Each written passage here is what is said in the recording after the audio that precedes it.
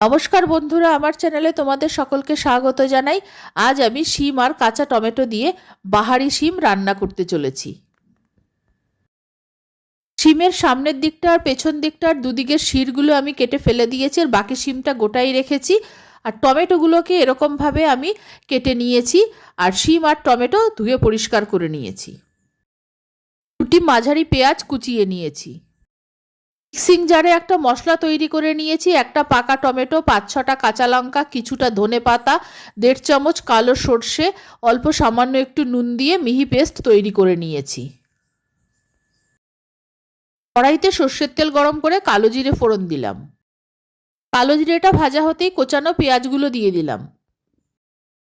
পেঁয়াজের সঙ্গে কেটে রাখা শিমগুলো দিয়ে দিলাম।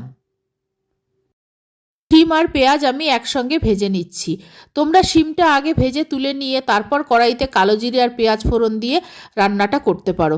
আমি দুবার আর আলাদা করে তেল ব্যবহার করব না, অল্প তেলে রান্না করব, সেই জন্য আমি এইভাবে রান্নাটা করছি। শিম আলাদা করে আগে ভাজিনি, পেঁয়াজের সঙ্গেই ভেজেছি। শিম আর পেঁয়াজ কিন্তু দুটোই খুব সুন্দর ভাজা হয়েছে। শিম আর পেঁয়াজ কিছুক্ষণ ভেজে নেওয়ার পর কেটে রাখা কাঁচা টমেটোটাও দিয়ে দিলাম। এবার কাঁচা টমেটোও শিমের সঙ্গে কিছুক্ষণ ভেজে নেব। টমেটো আর শিম ভাজা হয়ে গেছে, এবার 1/2 চামচ আদা বাটা দিয়ে দিলাম। আদা বাটাটা দিয়ে দেওয়ার পর আরও কিছুক্ষণ নাড়াচাড়া করে নিচ্ছি।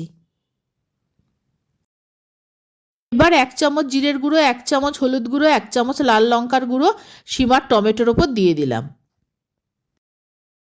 স্বাদ মতো নুন দিয়ে দিলাম। গ্যাসের ফ্লেমটা মিডিয়ামে রেখে শিম আর টমেটো মশলার সঙ্গে আরেকবার ভালো মতো কষিয়ে নিচ্ছি। শিম আর কাঁচা টমেটো মশলার সঙ্গে ভালো মতো কষানো হয়ে গেছে। এবার বাটিতে করে রাখা মশলাটা আমি দিয়ে দিলাম, যেখানে আমি একটা পাকা টমেটো, 5-6টা কাঁচা লঙ্কা, কিছুটা ধনেপাতা, 1.5 চামচ সর্ষে, অল্প নুন দিয়ে বেটে রেখেছিলাম। এই মশলাটা দিয়ে দিলাম। এবার বাটিতে লেগে থাকা মশলাটা জল দিয়ে ধুয়ে দিয়ে দেব। মশলাটা ধুয়ে আমি 1 বাটি জল দিয়ে দিলাম।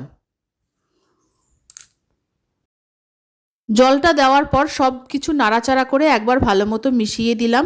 আর এই রান্নায় খুব বেশি জল লাগবে না। শিম আর কাঁচা টমেটো ভাজতে ভাজতে আর কষাতে কষাতেই সিদ্ধ হয়ে গেছে। এবার যেটুকু জল দিলাম তাতেই বাকিটা সিদ্ধ হয়ে যাবে। আর এই রান্নায় একদম ঝোল থাকবে না, এটা একটু গামাখা হবে। তরকারিটা ভালো মতো ফুটে গেছে, শিম আর কাঁচা টমেটো সিদ্ধ হয়ে গেছে, নুন ঝাল সবই ঠিকই আছে। স্বাদটা ব্যালেন্স করার জন্য আমি অল্প সামান্য একটু চিনি দিয়ে দিলাম। বাহারি শিম তৈরি হয়ে গেছে, বাড়তি জলটাও শুকিয়ে গেছে, একটু গামাখা গ্রেভি রয়েছে। এখন আমি নামিয়ে নিচ্ছি। গরম ভাত বা রুটির সঙ্গে শিমের এই পদটি খেতে খুবই ভালো লাগবে। তোমরা একবার বাড়িতে বানিয়ে দেখো। আমার এই রেসিপি ভালো লাগলে অবশ্যই আমার চ্যানেলকে সাবস্ক্রাইব করো, লাইক করো, শেয়ার করো। আর আমার নতুন পুরনো সকল বন্ধুদের আন্তরিক ধন্যবাদ ও ভালোবাসা জানিয়ে আমি আমার ভিডিও শেষ করছি।